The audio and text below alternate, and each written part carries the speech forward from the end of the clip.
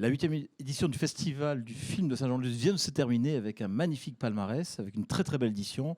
De nombreux films donc, qui ont été projetés en compétition, mais également des films hors compétition. Et puis la nouveauté cette année, c'était un nouveau jury, un jury proposé par le syndicat français de la critique du cinéma, représenté par Marc Gaudin, Thomas Borez et sa grande présidente, Guillemette Audichino. Donc comment s'est passée cette édition 2021 ? La présidente parle en premier. Après, après, elle laissera ses petits camarades. Cette édition s'est passée, mais alors vraiment, mais merveilleusement bien, parce que la sélection déjà de Patrick Fabre, hein, la sélection du délégué artistique du festival, est chaque année extraordinaire. Et cette année, ça a été de même, avec des films non seulement très différents, venus de pays différents, mais aussi avec quand même une thématique. On sent à quel point ce festival, vraiment, quand c'est un festival sur les premiers, les deuxièmes longs métrages, donc un festival qui soutient la jeunesse, qui soutient l'énergie de cinéma, et les films étaient à l'image de ça. Beaucoup de films qui parlaient de la jeunesse, beaucoup de films qui parlaient de l'énergie, qui parlaient de comment se battre, comment être dans la vie, comment ne pas oublier, comment tenir bon sur ses luttes. Enfin, c'était vraiment des films passionnants. Alors, on a nos 3 chroniqueurs, David Talek de France Bleu, Olivier Darieux-Merle de Sud-Ouest, et puis Pierre Lafitte du collectif Moi Moi. Écoutez, comment s'est passé allez-y, comment s'est passé ce choix ? Marc Gaudin, est-ce que vous pouvez nous expliquer pourquoi l'événement d'Audrey Diwan a recueilli les suffrages de ce jury ? Pour plusieurs raisons, parce que je pense que première chose, personnellement, je trouve que c'est un film où il y a une adéquation parfaite entre le fond et la forme. C'est un film qui nous a vraiment touchés. Moi, on l'a vu donc dans une salle pleine, où on sentait vraiment l'émotion des gens, l'écoute, et des gens qui étaient vraiment... ce qu'ils recevaient était très très fort.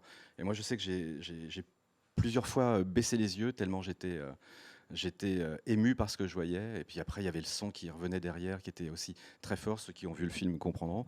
Et puis, on a pensé aussi que c'était dans une période en ce moment qui est plutôt compliquée, où il y a des gens à la télé qui reviennent sur certains droits, qui sont homophobes, qui sont sexistes. Pointer du doigt ce film, qui est éminemment politique, ça nous semblait plutôt une très bonne idée. Mais est-ce que c'était pas assez dur aussi qu'il arrive déjà avec auréolé de tous ces prix ? Enfin, là, il y avait quand même quelque chose où déjà déjuger la Mostra, bon, fallait y aller, quoi. Mais à la limite, peut-être pour vous, c'était plus facile que pour le jury après, parce qu'il y a eu la même sélection que vous. Oui, après je te parle. C'est certain que c'est une problématique, surtout quand nous 3 on représente à notre humble mesure la critique française. Effectivement, c'est quelque chose qu'il faut prendre en compte. Est-ce qu'on va aller dans le sens d'un grand festival, et de toute façon on avait envie d'y aller puisque le film nous a vraiment paru être un film important, esthétiquement et effectivement politiquement, ou est-ce que, parce que c'est aussi la mission de la critique, on allait peut-être mettre plus en avant un autre film moins visible, lui, et pour lequel on avait envie de faire un grand coucou en disant hey, celui-ci, il faut y aller aussi, celui-ci est bien aussi. On a hésité quelques secondes parce qu'il y a vraiment un autre film qu'on a beaucoup aimé. Et puis, on s'est dit que non, en fait. C'est la répétition. Tant pis. Il y a Venise, il y a nous, il y aura d'autres choses. Mais l'événement le mérite. Il n'y a pas à se cacher la face. Quand un film explose tout, il explose tout.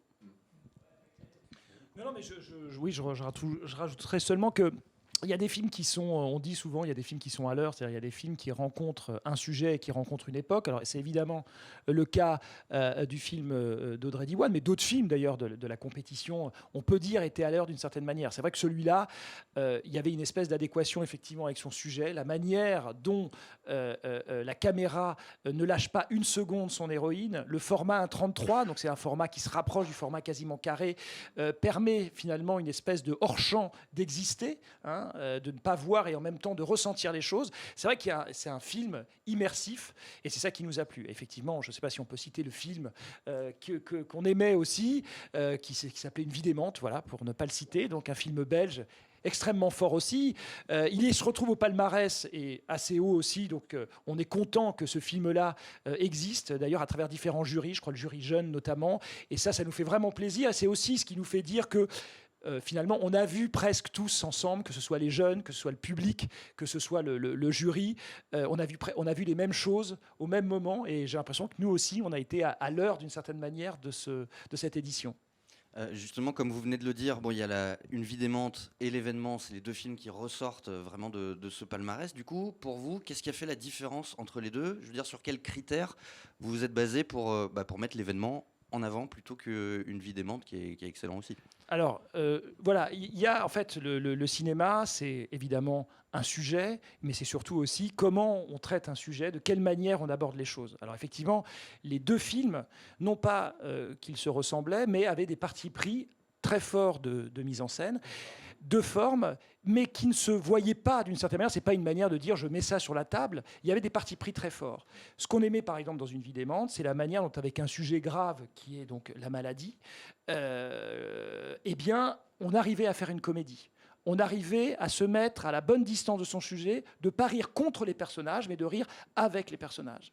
Ensuite, on a l'événement, une jeune fille qui souffre. On accompagne aussi son chemin intérieur. Après, qu'est-ce qui fait la différence ? On avait un peu l'impression, en tout cas, que le film d'Audrey Diwan maniait absolument toutes les parties de ce qu'on peut attendre d'un film, à savoir un sujet, une mise en scène, un propos et surtout le jeu. C'est vrai que c'est un film où il y a beaucoup de comédiens périphériques qui jouent extrêmement bien. Je vous avoue que c'était effectivement très très dur et que la frontière est assez ténue. Non, on l'a fait au bras de fer en fait. Et c'est moi qui ai gagné. Voilà, je suis désolé. bah c'est ça. Oui, parce que- Alors ça sous-entend. Ça sous-entend que c'est lui que c'était son chouchou à lui. Bah, non, à trois, juste, de toute je façon. rajouterai une petite chose. C'est qu'il y a un autre défi dans l'événement et qui est relevé ô combien, c'est l'adaptation d'Annie Ernaux. Parce que adapter Annie Ernaux, c'est pas si facile que ça. Adapter ce livre en particulier, qui est quand même un livre vraiment, clé dans son œuvre, c'était pas facile.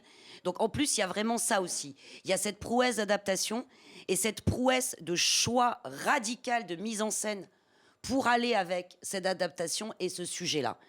D'un côté, dans La vie démente, oui, bien sûr, c'est un sujet fort, la maladie, la dégénérescence d'une femme, etc.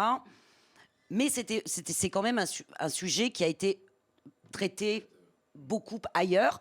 La réalisatrice belge le traite très bien et de manière très singulière, donc tant mieux.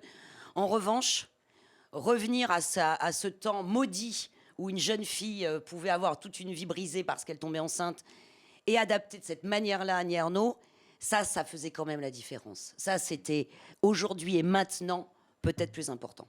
Voilà. Écoutez, Guillemette, merci. Merci à Thomas, merci à Marc de votre travail, de votre participation très active au festival et puis de votre première participation en tant que membre du jury, ce premier jury. Puis on espère, vous êtes toujours les bienvenus ici à Saint-Jean-de-Luz et surtout au festival.